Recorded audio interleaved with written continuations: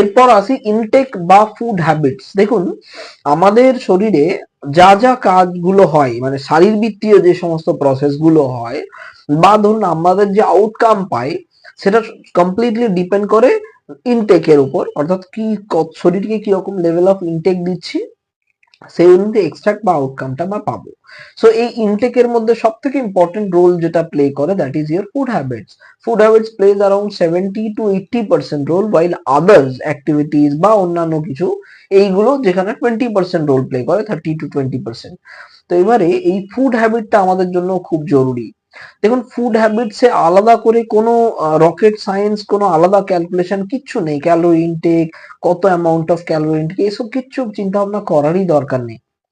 Food habits এর ক্ষেত্রে basic জিনিস এটা হচ্ছে আমরা যতটা পাবো স্টিমড খাবো। যে কোনো খাবারই স্টিমড খাবো, যত বেশি পারবো সেটাকে স্টিমড খাওয়ার চেষ্টা করবো। যদি মনে হয় লাইট মশালাস অ্যাড করতে পারি, তেল ছাড়া স্টিম খাবার খান, সেক্ষেত্রে আপনার শরীর, অর্থাৎ আমাদের শরীরকে ডাইজেস্ট করতে কোনো মেহনত করতে হবে না।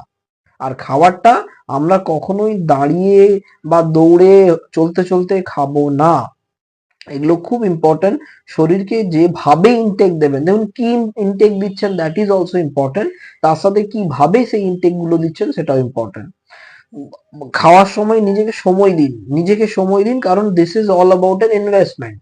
আপনি যখন শরীরে দিচ্ছেন, তার মানে এটাও কিন্তু ডিরেক্টলি, ইনডিরেক্টলিও বলা যাবে না, ডিরেক্টলি ইনভেস্টমেন্ট। তাই আপনারা সময় নিন, কোথাও একটা বসুন, খাবার গুলোকে ভালো করে দেখে হাতে নিয়ে ততক্ষণ পর্যন্ত চেবান যতক্ষণ না পর্যন্ত সেটা জল হয়ে যায়, তারপরে ইসোফেগাসে দিন, অর্থাৎ গ্রাসনালীতে দিন। খাওয়ার তাড়াহুড়ো করে আমরা গিলে খেয়ে নেবো না বা দাঁড়িয়ে খাবো না। সেক্ষেত্রে আমরা যদি এটা ফলো করি, তাহলে কিন্তু গল ব্লাডারের প্রবলেম, যেটা আজকাল খুব কমন একটা প্রবলেম, আজকাল 20 বছর 22 বছর বাচ্চা, তাদের গল ব্লাডার অপারেশন করতে হয়। তো সেই জন্য আমরা এটা খেয়াল রাখবো যাতে করে আমার গল ব্লাডার বা আমাদের প্রপার এনজাইম আমাদের খাবারের মধ্যে পড়ে এবং খাবারটা সঠিক ডাইজেশন হয়।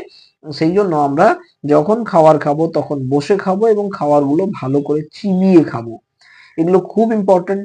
আপনারা